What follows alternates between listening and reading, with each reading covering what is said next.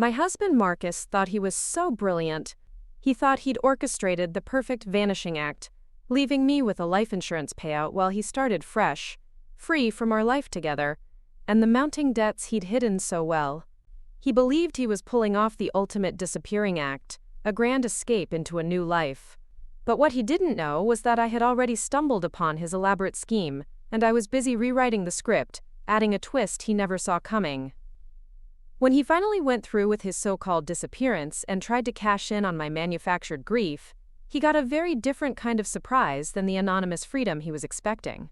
One that involved federal agents, a very public arrest, and a debt that would haunt him for the rest of his very real, very unfree life. Before we jump back in, tell us where you're tuning in from, and if this story touches you, make sure you're subscribed, because tomorrow, I've saved something extra special for you. Every detail mattered in the life Marcus and I had built.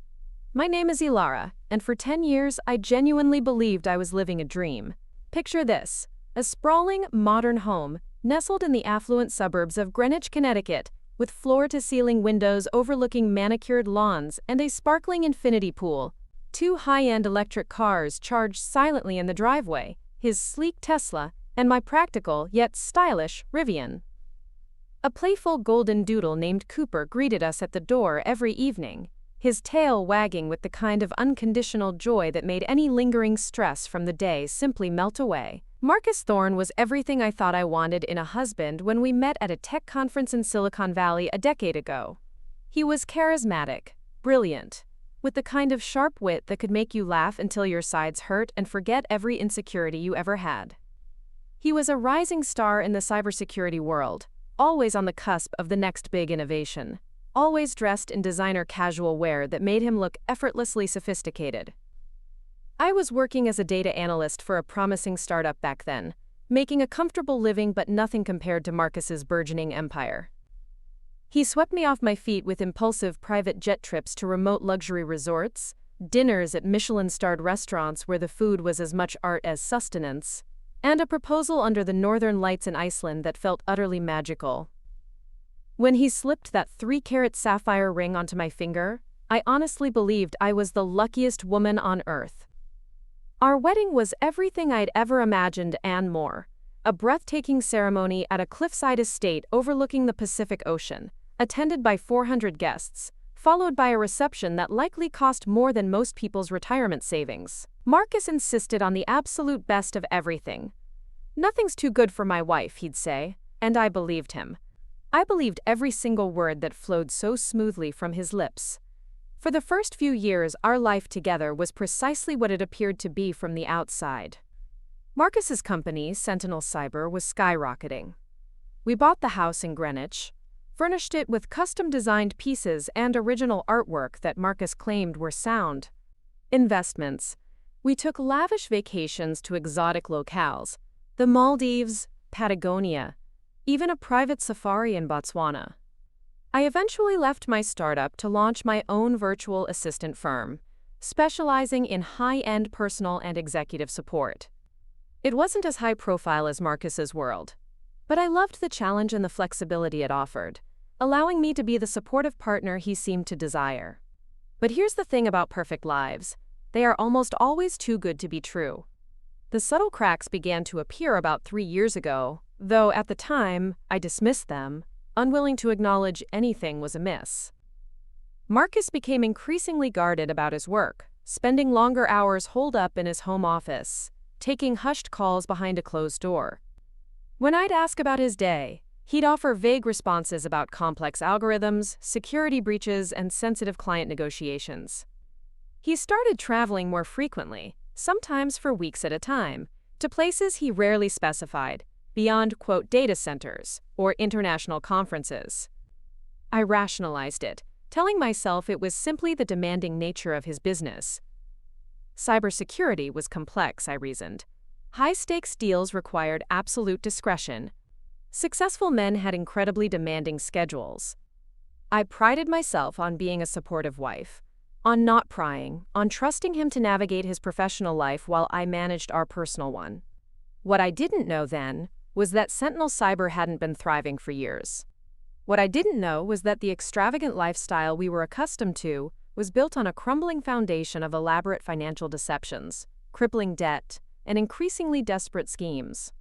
What I didn't know was that while I was meticulously curating our seemingly perfect existence, Marcus was meticulously planning his perfect exit strategy, one that would leave me widowed, financially secure, or so he thought, and blissfully unaware that my husband would soon be enjoying a life of anonymous luxury somewhere far away, likely with his new associate, a young, ambitious coder named Serena.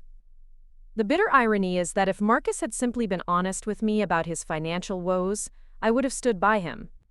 I would have downsized our lifestyle, sold the house, done whatever it took to support the man I loved. But Marcus didn't want a partner in solving his problems. He wanted a victim to pay for them. And that's exactly what he thought I was going to be. You see, there was something about me that Marcus never fully grasped, something that would ultimately lead to his spectacular downfall. I wasn't merely the sweet, trusting wife he had married. I was also the daughter of Detective Chief Inspector Eleanor Vance of the NYPD's Major Case Squad. Now, my mother and I hadn't spoken regularly in about 6 years. We'd had a significant disagreement over my marriage to Marcus, to be precise. She never quite took to him, muttering something about a glaze over his eyes, and too much polish, not enough substance. I was so deeply in love, so utterly convinced that my mother was just being overly protective, that I chose Marcus over our regular Sunday brunches and holiday traditions. But you don't grow up as a police officer's daughter without absorbing a few fundamental truths about human nature, about the critical importance of observation, and about how people truly reveal themselves when they believe no one is watching. My mother might not have been a constant presence in my adult life, but her invaluable lessons were deeply ingrained in my psyche, which is precisely why, when Marcus's behavior began to subtly shift, when the late-night encrypted calls and the increasingly mysterious business trips started piling up, I didn't simply dismiss my gut instincts. Instead, I began to pay meticulous attention. I started watching. I started logging every small detail, every minuscule inconsistency, every fleeting moment when Marcus's carefully constructed narrative didn't quite align. I didn't consciously know I was gathering evidence for what would become the most pivotal case of my life. I genuinely believed I was just being a concerned wife, desperately trying to understand why her husband was slowly, almost imperceptibly, pulling away. But as it turned out, those months of careful observation, of noting every peculiar phone call and unexplained absence, every evasive answer and nervous habit, would inexorably become the very foundation of Marcus's undoing. Because while Marcus was meticulously planning what he believed would be his perfect crime, I was, unknowingly at first, building the perfect case against him. And when the time came for his grand finale, when he thought he was finally going to cash in on years of deception and manipulation, he discovered that his sweet, seemingly naive wife had learned a few tricks of her own. The man who truly believed he could outsmart everyone had forgotten the most crucial rule of any elaborate con. Never, ever, underestimate your mark, especially when your mark happens to be someone who inherited more than just her mother's sharp eyes. To truly comprehend the depth of Marcus's deception, you need to understand the intricate details of our seemingly idyllic life from the inside. Every morning began the same way. Marcus's alarm chirped precisely at 6 a.m., followed by his almost ritualistic routine of checking his secure messaging apps, a quick, invigorating cold shower, and then the careful selection of one of his perfectly tailored suits or designer casual outfits from our expansive walk-in closet. I'd be in our minimalist marble-countered kitchen, brewing artisanal coffee while he reviewed what he called his deal flows, documents that always appeared profoundly important, but that he never allowed me to scrutinize too closely. "Big day today, babe," he'd say, pressing a soft kiss to my forehead before grabbing his sleek leather brief. "The Quantum Nexus project is finally moving to closing. If this goes through, we're looking at a 7-figure commission, easily." I'd smile, wishing him luck, genuinely proud that my husband was so incredibly successful, so utterly driven. The Quantum Nexus project had been almost closing for what felt like well over a year, but I rationalized that's just how monumental tech deals operated. Lots of moving parts, endless waiting, complex negotiations. Our evenings were equally predictable, equally comfortable. Marcus would usually return home around 7:30 p.m., often with captivating stories about demanding venture capitalists or unforeseen regulatory hurdles. We'd have dinner together, sometimes gourmet takeout from our favorite organic bistro, sometimes something I'd quickly prepare while working from my chic home office. He'd inquire about my day, about my clients, and I'd enthusiastically tell him about the small businesses and busy executives I was helping to streamline their operations. He always seemed genuinely interested, genuinely supportive of my work, even though it was undeniably small-scale compared to his multi-million-dollar cybersecurity innovations. Weekends were our sacred time. Saturday mornings meant sleeping in, followed by a leisurely stroll with Cooper through our picturesque neighborhood, where Marcus would invariably point out other homes and critique their smart home integrations or their landscaping choices. See that automated lighting system? Completely destroys the aesthetic of the original architecture. When we upgrade, we'll do it right. We talked constantly about upgrading our own smart home, adding a fully automated greenhouse, perhaps even buying the adjacent lot to expand our sprawling garden. Marcus always had grand plans for our future. Saturday evenings were typically for socializing. Marcus adored entertaining, and our home became the regular gathering spot for his elite business associates and their equally impressive spouses. I'd spend hours preparing elaborate charcuterie boards and arranging fresh floral displays, while Marcus calibrated his state-of-the-art sound system and stocked our hidden bar. These parties were where Marcus truly shone. He was the quintessential host, charming, effortlessly confident, regaling everyone with captivating anecdotes about his latest deals, and making every single person feel important and utterly engaged. I loved watching him work the room, the way he'd remember obscure details about people's children, or ask insightful follow-up questions about conversations from months ago. Preparing and narrating this story took us a lot of time, so if you are enjoying it, subscribe to our channel. It means a lot to us. Now back to the story. Marcus, you should run for CEO of a Fortune 500 company. His friend David, a prominent venture capitalist, would always joke. You've got the leadership thing down perfectly. Maybe someday, Marcus would laugh, but first, I've got to finish revolutionizing the cybersecurity industry. Sundays were noticeably quieter. We'd read the newspaper over a leisurely breakfast. Marcus meticulously focusing on the technology and financial sections, while I caught up on local news and human interest stories. Sometimes we'd drive to nearby towns to scout properties. Marcus claimed he was considering for future, quote, strategic investments. He'd walk through these sprawling estates with the self-assured confidence of someone who knew exactly what he was looking at, pointing out potential vulnerabilities in their security systems, or praising their state-of-the-art smart home infrastructure. This place has good bones, he'd say, tapping on walls and examining high-tech surveillance cameras. Location's perfect too. In 5 years, this neighborhood's gonna be the next tech hub. I believed every single word, why wouldn't I? Marcus seemed to know everything about everything. Cybersecurity, venture capital, intellectual property law, global market trends. When we'd drive past new tech campuses, he'd explain what they were building and why it would or wouldn't succeed. His confidence was utterly infectious.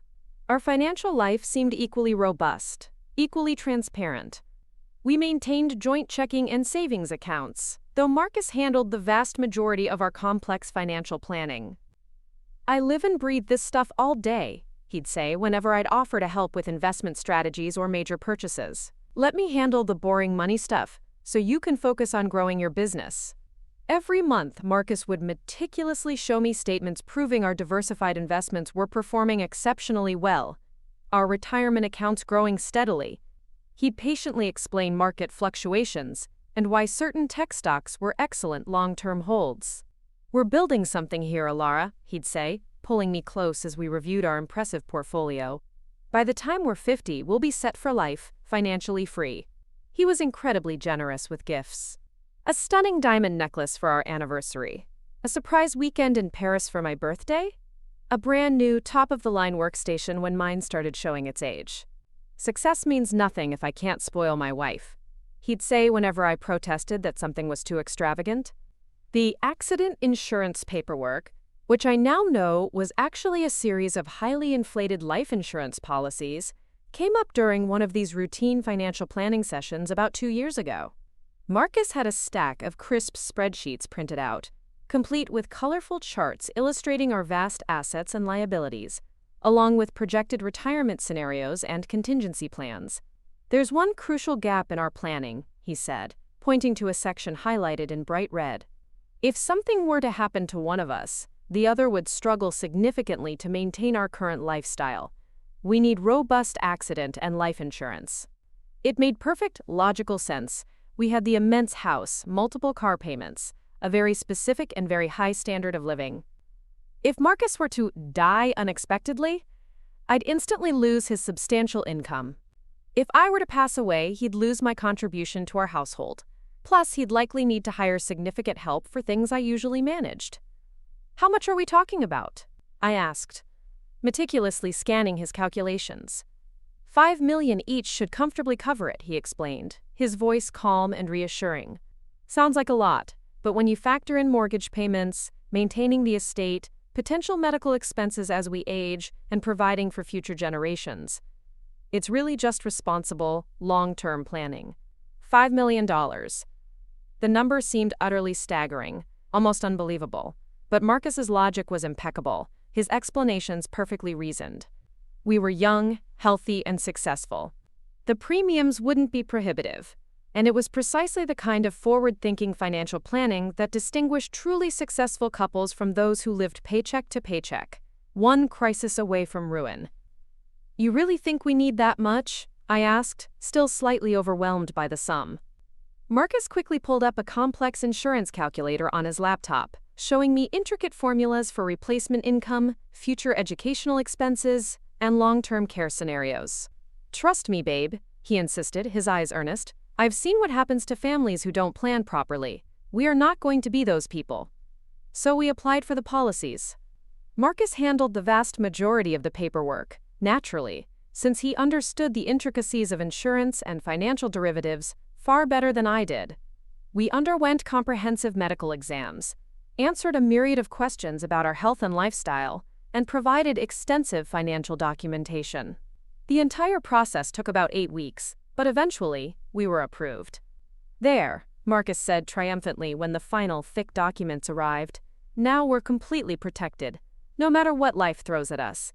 I felt secure, profoundly loved, and incredibly grateful to have a husband who planned so meticulously for our shared future. Little did I know that while I was feeling utterly protected, Marcus was actually setting up the most elaborate, insidious trap of my entire life. The first faint crack in our seemingly perfect facade appeared on a crisp Tuesday morning in November, about 6 months after we'd finalized the accident insurance policies. I was in my home office, deeply engrossed in a complex data analysis project for a new client, a global logistics company, when I heard Marcus's phone vibrating incessantly from the kitchen counter. He was in his gym, downstairs, and the persistent buzzing was slowly but surely driving me absolutely insane.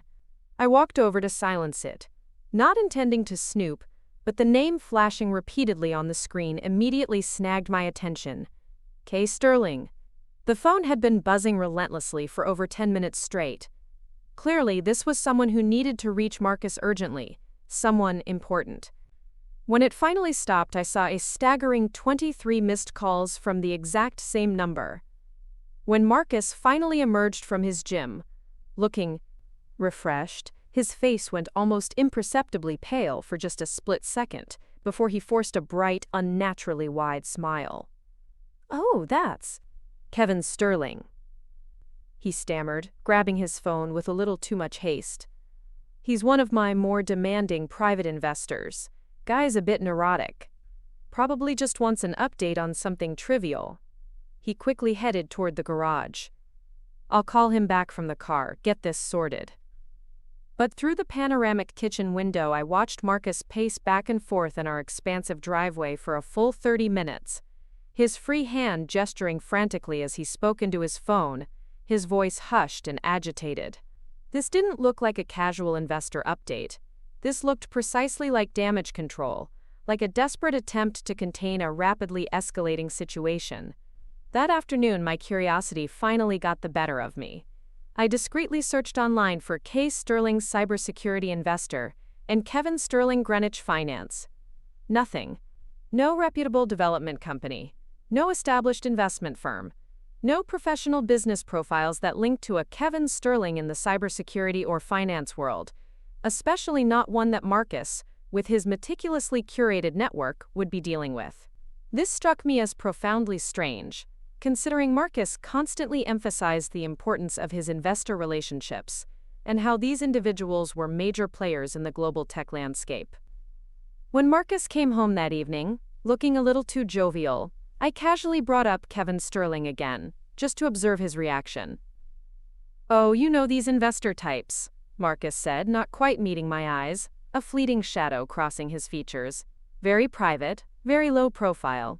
They don't want their names splashed all over the internet. You wouldn't find them on LinkedIn or anything like that." It was a reasonable enough explanation on the surface, but something about Marcus's body language felt off. He was subtly toying with his wedding ring, a nervous habit I'd noticed over the past few months but had never really given much thought to before. It was almost imperceptible, a slight twisting motion that seemed to betray an underlying unease. The second, more significant warning sign came just a week later. I was tidying up Marcus's Tesla, something I occasionally did as a small gesture of affection, when I found a crumpled receipt tucked deep inside the glove compartment. It was from the Michelin Star Grill in downtown Manhattan, a notoriously expensive establishment known for its exclusive clientele and exorbitant prices.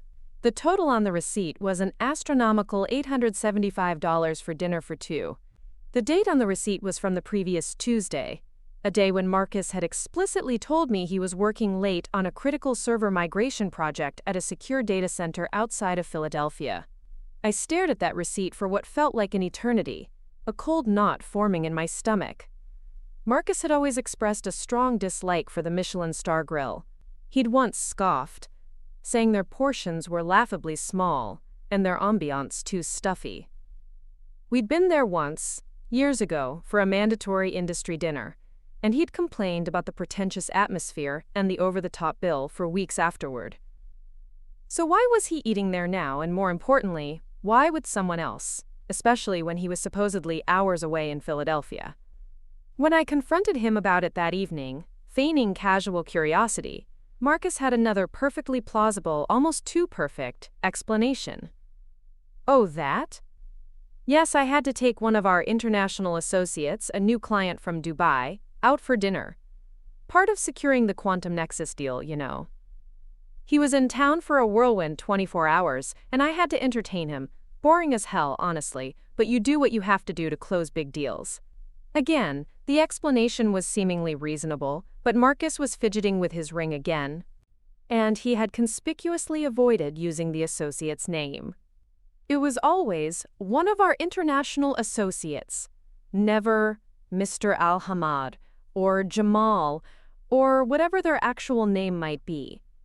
The vagueness was starting to become a pattern. The third and most unsettling incident occurred in late November, just before the Thanksgiving holiday. Marcus had left his high-security laptop open on the kitchen island while he took a hushed, urgent phone call outside. I wasn't deliberately trying to spy. I was simply walking past when I noticed his email client was open, and the subject line of the top message immediately caught my eye. Booking confirmation, private island retreat, Fiji. My heart instantly skipped a beat, a sudden, alarming thump against my ribs. Marcus hadn't mentioned anything, not a single word, about a trip to Fiji. We had vaguely discussed perhaps going somewhere warm for our 10th anniversary in the spring, but we hadn't made any concrete plans, certainly nothing as extravagant as a private island in Fiji. I leaned closer, trying desperately to read the fine print without actually touching his computer. The booking was for December 20th through January 10th, an astonishing 3 weeks. The reservation was for 2 guests, for a secluded oceanfront villa with a private plunge pool. The name on the reservation was indeed Marcus Thorne, but the email address listed was hidden-user@secure-server.net, an email address I had never, ever seen him use before.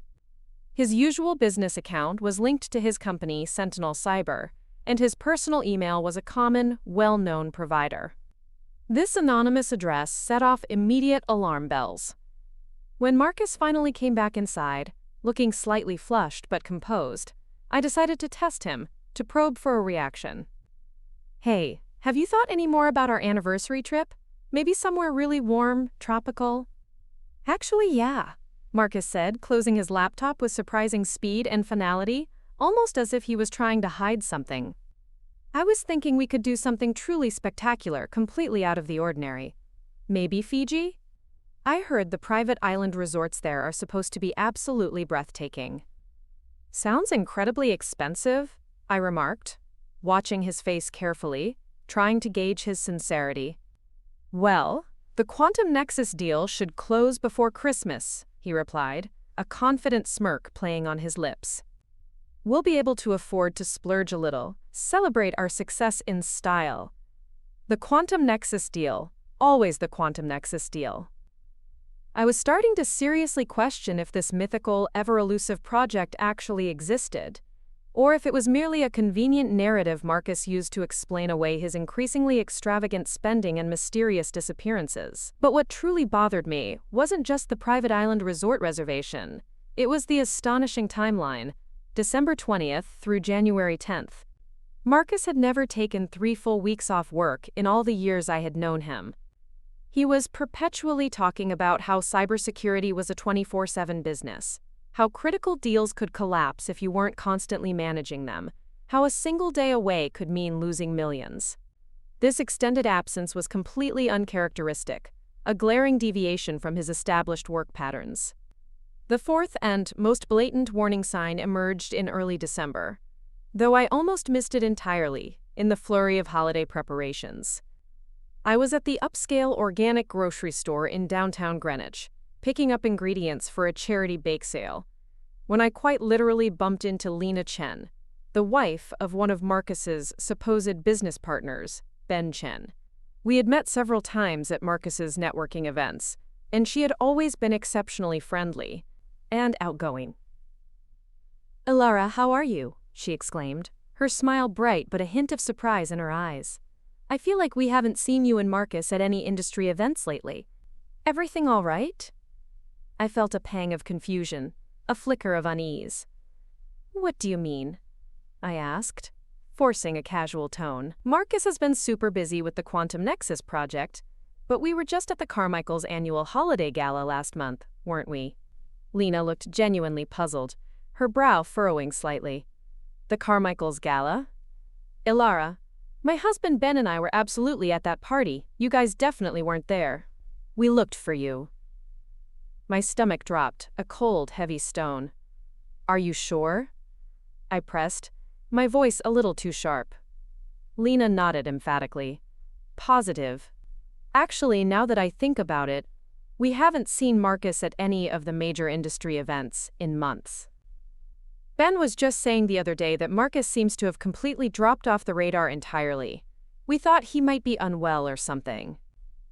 I forced a brittle laugh, quickly making some vague excuse about mixed-up dates and incredibly busy schedules. But inside, I was reeling, my mind racing. Marcus had absolutely, unequivocally told me about going to the Carmichael's gala. He'd come home with vivid stories about the insightful conversations he'd had, the crucial business cards he'd collected, even specific details about the catering. I remembered it so clearly because he'd been particularly excited about a potential new, high-profile client he claimed he'd secured that night. That night, after Marcus had drifted into a deep sleep, I did something I had never, ever done before in our entire 10-year marriage. I meticulously went through the pockets of his expensive suits hanging in his walk-in closet, rummaging through his briefcases, even checking the hidden compartments in his desk drawers. What I found was disturbing, a puzzle piece that started to complete a very ugly picture. I found several business cards, but when I looked them up online, a significant portion of the companies didn't even exist. They were either shell corporations or entirely fabricated entities. The other half were legitimate, well-known businesses, but when I scoured their websites, None of them listed Marcus Thorne as an employee, associate, or even a consultant. It was as if he had no connection to them whatsoever. I found restaurant receipts from places Marcus had never once mentioned going to, all for meals for two, and none of them were the Michelin Star Grill. They were from smaller, more discreet establishments, often in unfamiliar towns. I found a parking stub from LaGuardia Airport, dated just 2 days ago, a day when Marcus had supposedly been locked in critical virtual meetings all day from his home office. But the most damning, the most chilling thing I discovered was a small, crumpled piece of paper, hidden deep within a zippered pocket of his seldom-used travel backpack. It was a handwritten note in Marcus's distinctive, elegant script. K. Sterling, confirm accident, insurance paperwork complete. December 20th. Vessel manifest for yacht the Siren secured. Weather window optimal. Confirm discreet transfer of funds to Seychelles account. Finalize documentation for Serena, offshore trust. My blood ran cold. Accident insurance. Vessel manifest. The Siren. Serena. All the disparate, unnerving pieces suddenly slammed together with sickening clarity. This wasn't about financial woes or a demanding business. This was about a carefully orchestrated, elaborate deception. He wasn't planning a new deal. He was planning his escape. And he was planning to leave me behind, seemingly a grieving widow, while he started a new life with Serena, funded by my grief and his lies. The realization hit me like a physical blow, stripping away every illusion I had cherished for a decade. The perfect life, the perfect husband, it was all a meticulously constructed facade, a stage for Marcus's grand performance. He wasn't just a struggling businessman, he was a con artist, and I was his mark. My mind, trained by years of observation and my mother's unwitting lessons, immediately shifted into analytical mode. Panic warred with a steely resolve. He thought he was so clever, so far ahead. But he had made a critical error. He had underestimated the quiet woman who watched, who listened, who remembered every detail. He had underestimated the daughter of Eleanor Vance. I knew I couldn't confront him directly. That would be playing right into his hands, alerting him that his scheme had been uncovered. He was manipulative, cunning, and likely dangerous if cornered. I needed to act strategically to turn his perfect crime into his perfect nightmare. The first step was to gather irrefutable proof, something that couldn't be explained away by even Marcus's most elaborate lies. The accident insurance paperwork was my starting point. He had handled most of it, claiming I didn't need to bother with the boring money stuff. But I remembered vaguely signing a stack of documents, trusting him implicitly. I needed to see those policies, to understand their exact terms, to confirm the beneficiaries and the payout conditions. I waited until Marcus was gone for one of his business trips, a supposed cybersecurity conference in Singapore. As soon as he left, I began my meticulous search. I scoured his locked home office, a room he always kept strictly off-limits to me. I found a hidden wall safe behind a large, framed abstract painting, a painting I'd never particularly liked, ironically. My heart pounded as I tried various combinations: our anniversary, his birthday, my birthday. None worked. Then, a long shot. His mother's maiden name, followed by the year he founded Sentinel Cyber. Click. The safe opened. Inside, neatly organized, were several folders. The one labeled Insurance Policies Personal contained what I was looking for. There were indeed 2 substantial life insurance policies, each for $5 million, listing me as the primary beneficiary. But then I saw it. A third policy issued just 3 months ago for an additional $7 million. This one, however, had a different beneficiary listed, the Serena Thorne Trust. My blood ran cold, a sickening lurch in my stomach. Serena. The name from his handwritten note. He wasn't just planning to disappear. He was planning to secure a massive fortune for her, presumably after my accident. It solidified the chilling reality of his intent. He planned to fake my death, not his own. The tables had suddenly, terrifyingly turned. The second crucial document was the vessel manifest for the Siren. I knew Marcus had a passion for yachting, often talking about chartering luxury boats for client entertainment. This note, however, implied ownership or at least a long-term significant charter. I discreetly searched online charter registries and yacht ownership databases. It took hours, but eventually I found her. The Siren, a lavish 80-foot luxury yacht, recently purchased and registered under a shell corporation based in the Cayman Islands. The purchase date coincided exactly with Marcus's sudden and unexplained influx of investment capital. The manifest indicated it was scheduled to depart from a private marina in Miami on December 20th, the exact date noted on Marcus's scrap of paper and the start date of his Fiji vacation. The crew list for that voyage, however, was peculiar. Only 3 names: a captain, a first mate, and a guest liaison, a single woman whose name, you guessed it, was Serena Dubois. The puzzle pieces were fitting together with terrifying precision. Dia. I also needed to trace the discrete transfer of funds to Seychelles account and finalize the documentation for Serena Offshore Trust.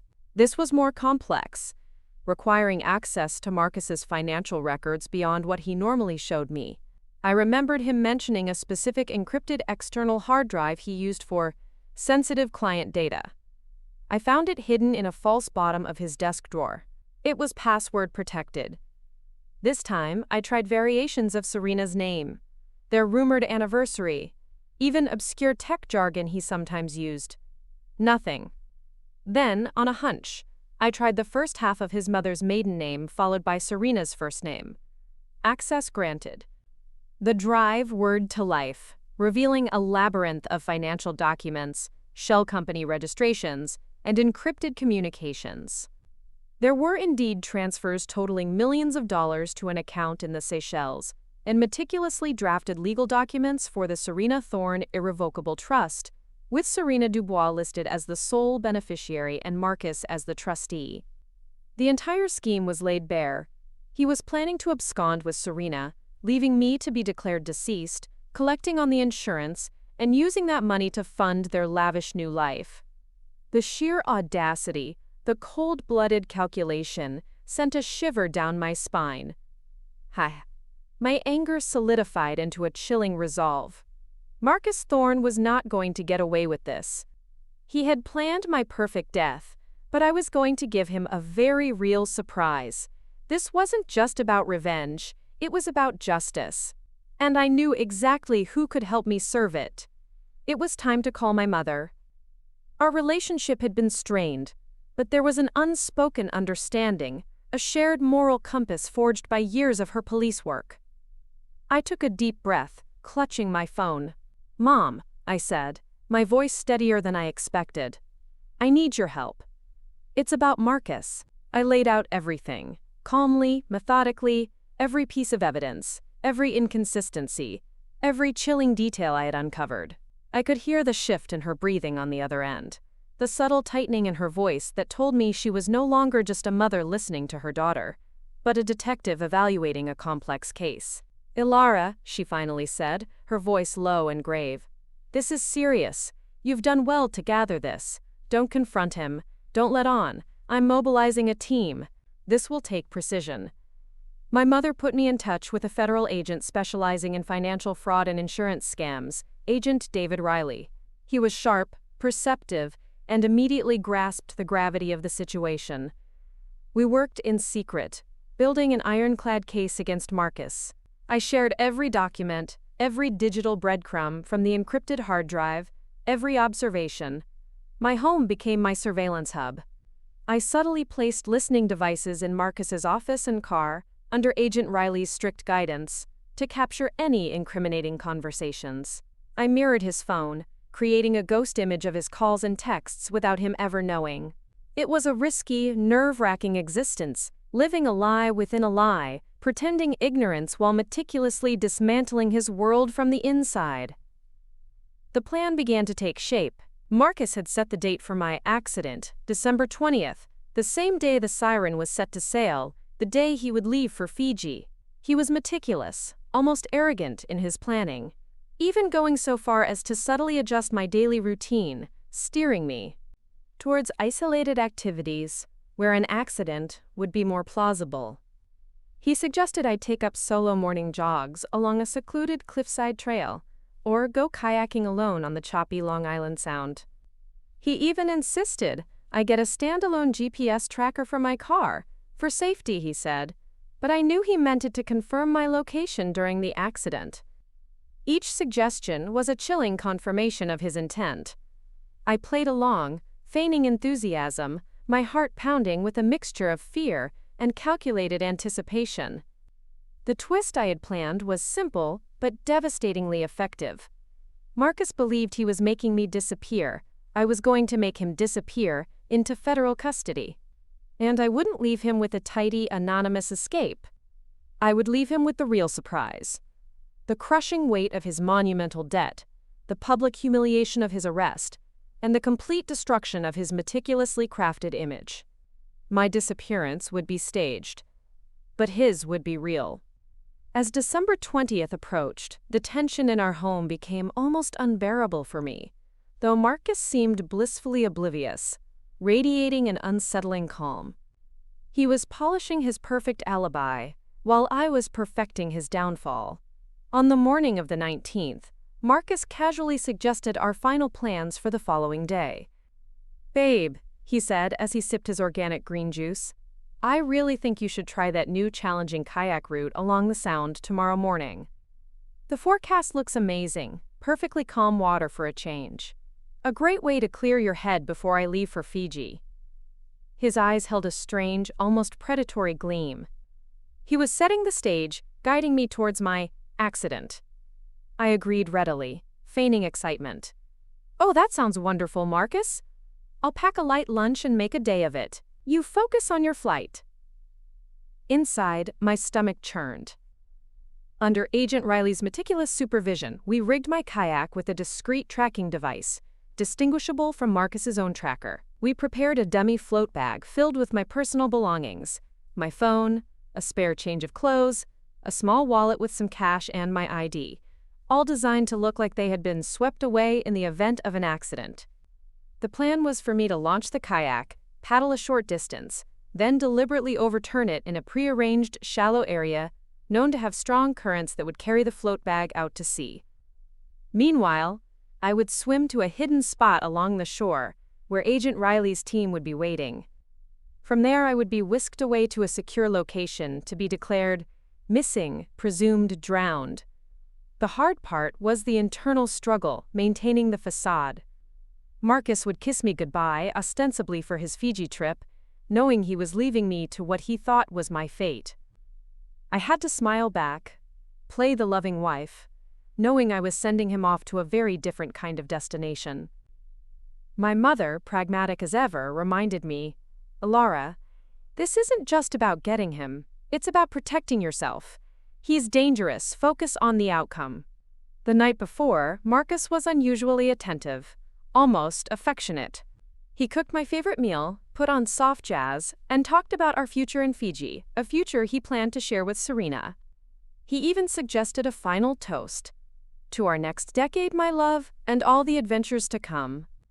I raised my glass, my hand trembling almost imperceptibly, and met his gaze, thinking, "Oh, there will be adventures, Marcus. Just not the ones you imagine." Every word he spoke, every seemingly loving gesture, felt like a fresh betrayal, hardening my resolve. The morning of December 20th dawned gray and overcast, fittingly. Marcus was bustling, checking his flight status, packing his final bags. He gave me a hurried kiss goodbye, his eyes already distant, focused on his impending escape. "Be careful out there, Alara," he called out, a chilling undercurrent in his voice. The Sound can be unpredictable. He truly believed he was saying goodbye forever. I watched him drive off, a surge of adrenaline mixing with a profound sense of finality. This was it. I drove my Rivian to the secluded marina, the float bag secured in the passenger seat. My hands were clammy, but my mind was clear. Agent Riley's team was already in position. discreetly blended into the morning joggers and dog walkers. I launched the kayak, the familiar motion momentarily calming my nerves. I paddled out, following the prearranged route, keeping an eye on the GPS. When I reached the designated spot, a small cove with particularly strong tidal currents, I took a deep breath. With a sharp pull, I capsized the kayak, pushing the float bag away, watching it bob and drift towards the open water. The cold shock of the December water was bracing, a stark contrast to the warmth of my fake life. I swam quickly, powerfully, towards the designated pickup point, my muscles burning. As I pulled myself onto the rocky shore, a camouflaged figure was there to meet me, helping me out of the water and ushering me into a discreet van. Agent Riley was inside, a grim but satisfied look on his face. "Good job, Alara. We have visual confirmation of the float bag. The currents are doing their job." Meanwhile, back at the airport, Marcus was boarding his private jet, a smug grin on his face. He received a discreet text message from Kevin Sterling. Payload confirmed. Current active. He allowed himself a small, private smile of triumph. He was free. He was wealthy. He was about to embark on a new life with Serena. He pulled out his phone to send Serena a quick message, confirming his departure. But just as he settled into his plush seat, the cabin door reopened. Two figures in dark suits, federal agents, stepped onto the jet. "Mr. Marcus Thorne?" one of them stated, his voice devoid of emotion. "We have a warrant for your arrest on multiple counts of insurance fraud, conspiracy to commit fraud, and attempted murder." Marcus's face, seconds ago filled with smug self-satisfaction, contorted into a mask of disbelief, then horror. "What are you talking about? My wife, she's—" The agent cut him off. "Your wife, Ilara Thorne, is safely in federal custody, providing a full statement against you. We have evidence of your intent to stage her death for a $7 million insurance payout, as well as extensive documentation of your shell corporations and offshore accounts. And as for the Siren and the Serena Thorne Trust, we've got all the paperwork, thanks to a very reliable source." Marcus was led off the plane in handcuffs, his carefully constructed world imploding around him. There was no private island retreat, no new life with Serena. Just the harsh fluorescent lights of an interrogation room, and the cold reality of a life sentence behind bars, compounded by the crushing burden of his insurmountable debts. His elaborate scheme hadn't just failed, it had spectacularly backfired. He had found his, quote, accident insurance paperwork, but I had disappeared, leaving him the real surprise. A future he never saw coming, orchestrated by the woman he thought he could so easily erase. The story spread like wildfire through the elite circles of Greenwich and beyond. Marcus Thorne, the cybersecurity mogul, arrested for attempting to murder his wife for insurance money. The media frenzied, dissecting every detail of his lavish lifestyle, his hidden debts, and his audacious plot. His company, Sentinel Cyber, crumbled overnight, its fraudulent foundations exposed. The assets, including his beloved mansion, cars, and even the Siren, were seized to pay off his mountain of creditors and legal fees. There was no offshore trust, no secret fortune for Serena. Everything was frozen, subject to forfeiture. As for me, Alara, I emerged from the shadows a survivor, not a victim. The grief I had prepared to feign was replaced by a quiet sense of triumph and profound relief. My mother and I reconnected, our bond stronger than ever, forged in the crucible of this extraordinary deception. The experience had been terrifying, but it had also been liberating. I had faced the ultimate betrayal, and had not only survived but had turned the tables on my tormentor. My accident insurance was meant to fund his freedom, but instead, it became the evidence that sealed his fate, ensuring he paid the ultimate price for his deceit. The real surprise wasn't my disappearance, but his sudden, irrevocable unmasking. And I, the supposed Mark, was the one who delivered it. You're aiming for a full hour, which is a significant undertaking. To extend the script organically and maintain engagement, we'll need to deepen the emotional layers, add more internal monologue, elaborate on key scenes, and introduce more reflective moments. We can also expand on the lessons learned and the journey of rebuilding. The The media frenzy surrounding Marcus's arrest was not just relentless, it was a voracious beast, devouring every scrap of information and regurgitating it into headlines that shrieked with scandal.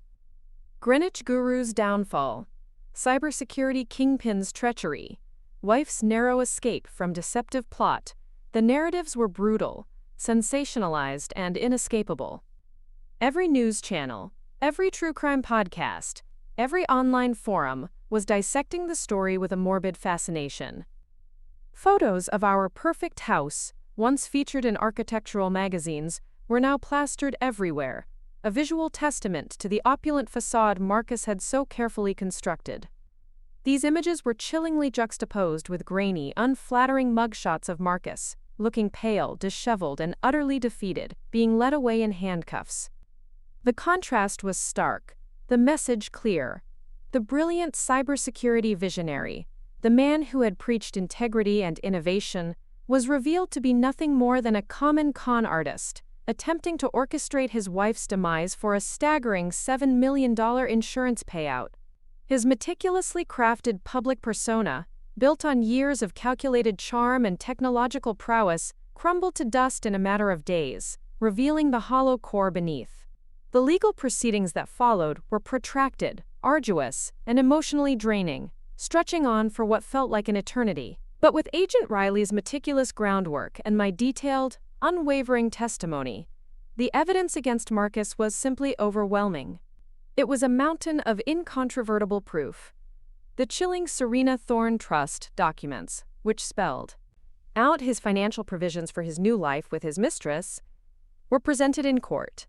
The wiretapped conversations, capturing his cold, calculating discussions about the operational details of my accident, echoed through the courtroom, stripping away any pretense of innocence. The labyrinthine bank records of the Seychelles transfers, tracing millions of dollars flowing into illicit accounts, laid bare the scale of his financial malfeasance.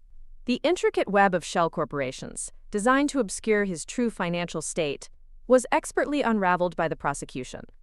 All of it, every single piece, painted an undeniable, horrifying picture of premeditated fraud, elaborate conspiracy, and the chilling intent to commit murder. Marcus's high-powered, aggressive legal team, funded by his rapidly dwindling assets, tried every trick in the book. They attempted to discredit me, to paint me as a disgruntled, vengeful wife with a hidden agenda. They even brazenly suggested that I was somehow involved in a complex money laundering scheme myself, trying to shift the blame onto the very victim of their client's plot. But their efforts were ultimately futile, desperate flailings against an insurmountable tide of truth. My credibility, bolstered by my mother's impeccable reputation within law enforcement and Agent Riley's unwavering professional support, held firm. The jury, after weeks of testimony, returned a unanimous verdict, guilty on all counts. Marcus, the man who had always been so meticulously composed, so confidently in control, visibly sagged in his seat as the verdict was read. His world, built on sand, had finally collapsed. How? He was sentenced to a lengthy prison term, effectively ending any semblance of the life he once knew. There would be no private island retreats, no lavish new beginnings with Serena. The offshore trust, the millions he had meticulously squirreled away for his new life, were seized by the government, a mere drop in the ocean compared to the depths of his financial impropriety and legal penalties. The overwhelming debt he had accumulated, hidden beneath layers of fraudulent schemes and extravagant spending, was now unequivocally his, a crushing financial phantom that would haunt him even within the bleak confines of his cell. His empire was not just dismantled, it was annihilated, leaving only rubble. For me, the immediate aftermath was a strange, disorienting blend of profound exhaustion and an almost dizzying sense of exhilaration. The constant, insidious fear that had shadowed my every step for months, the fear that I might miss a crucial detail, that he might outsmart me, that I might genuinely disappear, finally lifted. It was like shedding a suffocating weight I hadn't even realized I was carrying. I had faced the ultimate betrayal and emerged not just intact, but immeasurably stronger, a phoenix rising from the ashes of a shattered dream. The process of rebuilding my life began slowly, deliberately, almost tenderly. The Greenwich Mansion, once a magnificent symbol of our shared dream and Marcus's outward success, had become, in my mind, a gilded cage, a stark reminder of his deception. Every room, every piece of art, every luxurious detail carried an echo of his lies. I knew I couldn't stay there. Selling it wasn't just a practical decision. It was a profoundly cathartic act, a symbolic shedding of the past, a deliberate severing of the final physical ties to a decade of illusion.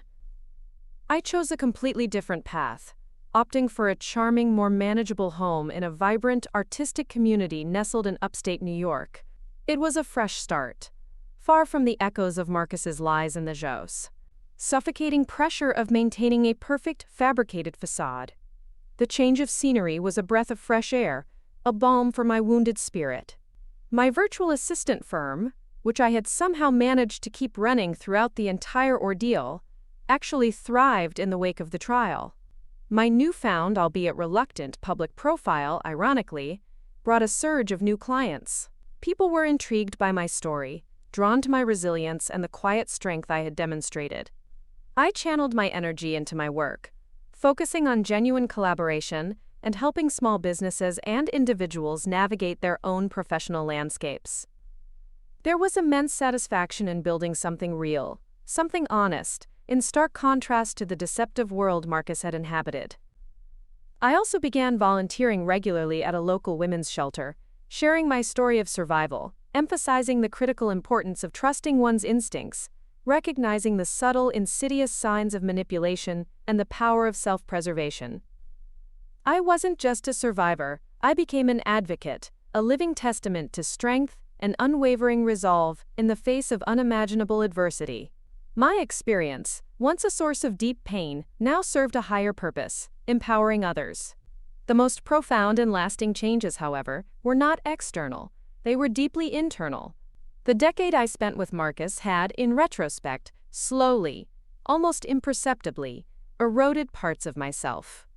I had been so utterly consumed with being the perfect wife, so singularly focused on supporting his ambitions and maintaining our opulent lifestyle, that I had inadvertently lost touch with my own desires, my own dreams, and even my own voice. The traumatic uncovering of his betrayal, though agonizing, had forced me to confront uncomfortable truths about myself, about my own capacity for denial, my innate optimism that sometimes bordered on naivete, and my profound reluctance to see the glaring red flags that were, in hindsight, waving frantically right in front of me. Now truly free from his suffocating shadow, I embarked on a journey of rediscovery. I unearthed hobbies I had long abandoned, dust from years of neglect, painting, something I'd loved since childhood, but deemed unproductive in Marcus's world. Long, solitary hikes through the verdant trails of the Catskill Mountains, connecting with nature in a way I hadn't since before college, and exploring new, vibrant cuisines, trying my hand at exotic dishes that Marcus would have deemed too adventurous. I even started taking weekly pottery classes at a local community center, something I'd always wanted to do but never made time for amidst Marcus's demanding social calendar. The simple, meditative act of molding raw clay with my hands, feeling its cool, earthy texture, was incredibly grounding, a stark, visceral contrast to the complex digital world of my work and the intense emotional turmoil of my recent past. It was a therapeutic release, a tangible creation of something beautiful from nothing. My relationship with my mother, Eleanor, blossomed anew, flourishing in the absence of the tension Marcus had inadvertently created. The crisis, paradoxically, had brought us closer than ever before, cementing a bond that had frayed but never broken. We spoke almost daily now, not just about the residual legal details of the case, but about everything: her day at the precinct, my new pottery creations, silly anecdotes from our childhood. She became my most trusted confidant, my unwavering rock, and in turn, I became a more understanding and appreciative daughter, seeing her not just as the formidable detective I had always admired, but as a deeply loving woman who had always, instinctively, tried to protect me. Her initial, seemingly dismissive reservations about Marcus, which I had once so stubbornly dismissed as mere overprotectiveness, now seemed like profound, almost prophetic intuition.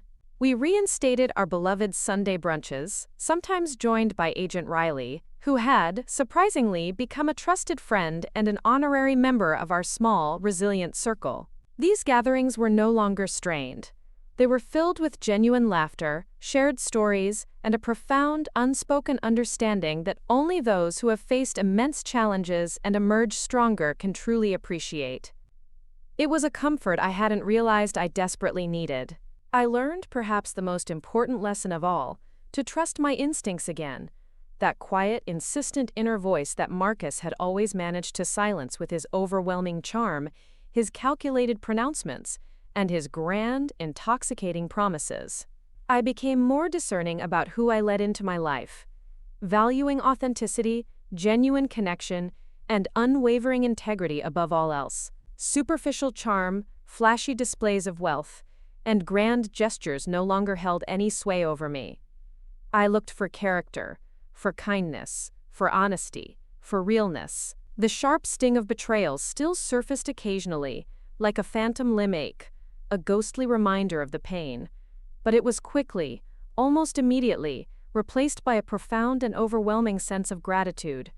Gratitude for my innate resilience, for the incredible support system I had been blessed with, and for the invaluable, terrifying chance to rebuild my life on a solid, unshakable foundation of truth and self-awareness. The insidious notion of accident insurance had been Marcus's twisted, cynical way of securing his freedom, of literally buying his escape from a life he deemed inconvenient. But in the most profound twist of fate, it was my accidental discovery of that very paperwork, and his subsequent, inevitable arrest, that truly, irrevocably set me free. Free from a suffocating life built entirely on his elaborate, insidious lies. Free from the crushing burden of maintaining a facade, free from a man who saw me merely as a pawn in his grand narcissistic scheme, and most importantly, free to define my own future, on my own terms, dictated by my own genuine desires, finally unburdened by the weight of someone else's expectations or deceptions. The true irony, the ultimate poetic justice, in Marcus's perfect crime was that his intended victim became his definitive undoing, leaving him with the real surprise. A life he desperately tried to escape, now permanently inescapable. Life today is vastly, gloriously different, and infinitely better than anything I could have ever imagined within the confines of Marcus's fabricated perfection. My new home, though smaller and less ostentatious, is filled with a genuine warmth, an authentic energy that radiates from within, not just from expensive furnishings or curated art pieces. It feels like mine. Cooper, our beloved golden doodle, adapted beautifully to our new, quieter life, still greeting me at the door every evening with his boundless, unadulterated love, a constant, comforting reminder of simple, unvarnished joys. He is a source of unwavering, uncomplicated affection. I travel now, not for Marcus's business connections or for superficial displays of wealth, but purely for pleasure, for exploration, for genuine connection with new cultures and landscapes. I explore places I've always dreamed of, often with my mother, or with new friends who appreciate honesty and real experiences. There's no hidden agenda, no ulterior motives behind these journeys, just pure, unadulterated enjoyment, and a sense of wonder. Every sunrise witnessed over a new vista, every local dish sampled in a bustling market, feels like a profound victory, a reclaiming of moments stolen by deceit. The memory of Marcus Thorne, the man who tried to erase me, is now a distant, almost abstract concept. He exists in my mind as a cautionary tale, a stark, chilling example of what happens when unchecked ambition, rampant narcissism, and insidious deceit consume a person entirely, leaving nothing but an empty shell. His name evokes not bitterness or fury, but a quiet, almost clinical understanding of human darkness. My extraordinary journey has been a powerful testament to the indomitable power of intuition, the unbreakable strength of the human spirit, and the unexpected resilience that can emerge from the darkest depths of betrayal. It proved to me that I was stronger than I ever knew. Mac, Bal Soer Tower Canemari. I no longer seek perfection, that elusive, shimmering mirage Marcus had chased and forced upon me. Instead, I seek authenticity, genuine connection, and peace. My life isn't flawless, no life is, but it is real, grounded in honesty, self-respect, and a profound sense of purpose. The accident insurance paperwork, meant to be my chilling obituary, became the unlikely first chapter of my true life story. A story of a woman who, when faced with an unimaginable, meticulously planned plot against her very existence, disappeared not into oblivion or grief, but into a stronger, wiser, and more authentic version of herself. And in doing so, she left her betrayer with the ultimate, unforgettable surprise, the shattering realization that he was the true loser in a game he thought he had flawlessly rigged. This entire experience, this harrowing journey through deception and discovery, serves as a powerful, resounding reminder. Pay close, meticulous attention to the subtle shifts in behavior. Trust your gut instincts, even when they whisper uncomfortable truths. And never, ever underestimate your own inherent strength and capacity for resilience. Sometimes, the greatest escape is not the one you meticulously plan, but the one you bravely make from someone else's deceptive narrative, reclaiming your own story. And sometimes, the real surprise, the most profound revelation, is not what you find hidden, but what you choose to leave behind for those who thought they had it all figured out. What do you think was the most critical piece of evidence Alara uncovered that sealed Marcus's fate, and why? Share your thoughts in the comments below. And if this story resonated with you, if it touched your spirit, please give this video a thumbs up and subscribe to our channel. Your support means the world, and it ensures we can continue to share stories of resilience, triumph, and unexpected twists. Thank you for watching.